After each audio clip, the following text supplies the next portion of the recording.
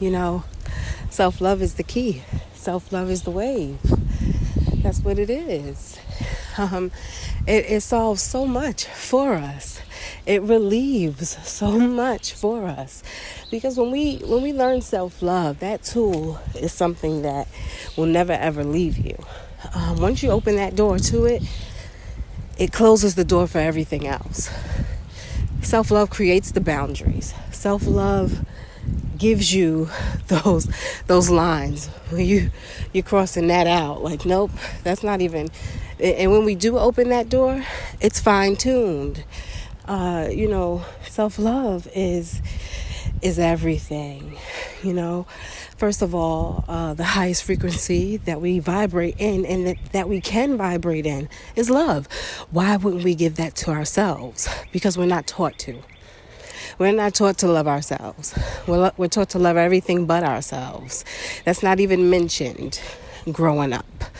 Especially if you're in a religion. Some religions, it's like love thy neighbor, thy father, thy mother, honor. I don't even know where they bring you in at.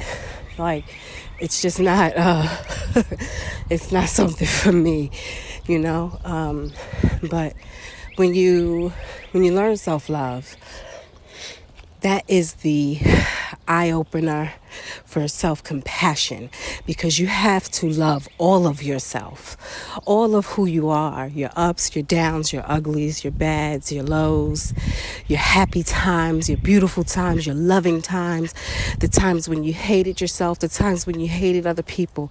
You have to love it all, and you have to appreciate it all. Allow yourself to appreciate it all and love it, because a part of this, and most of all of it actually, is our growth.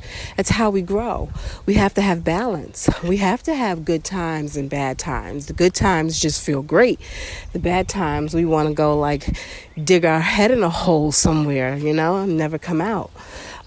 So I get it. I fell on my knees plenty of times. So I totally understand that. And it took me a very, very long time to understand self-love, because building self-compassion is so hard when you're so used to being hard on yourself for so long. Even the way we speak to ourselves. Sometimes I would do something, Ebony, that's so stupid. That was so dumb. Like, why'd you do that? Like, here I am beating the crap out of myself for no reason. We're human. We're here living human experiences. We can't ever be perfect here. It will never be. It will never be a perfect life here. That's not what this life is about. This life is about growth and learning and our souls being able to evolve. So yes, we got to feel those moments, those ugliest, darkest moments, and it helps us grow. And when we are able to look at our lives in that way, we are now able to look at other people's lives in that way and have a little more grace and companion for someone else. A little more grace and, I'm sorry, I said companion. I have a little more grace and compassion for someone else now. The things that you used to get angry about, you don't get angry about these things anymore. You look at somebody else the way you look at yourself now. They're on a life journey. They're learning just like me. And we're not going to all learn at the same time. Everybody's on a different speed. Everybody's on a different path. Everybody's journey is different. It's not going to last. It's not going to be the same. So, yeah, you might learn something before someone else. And you know what you do? You allow them to learn at that time when they're ready. It's going to be a learning experience for them. When they're ready and they're willing to accept this lesson, that's when it will stop coming back, and they will no longer vibrate in that specific vibration.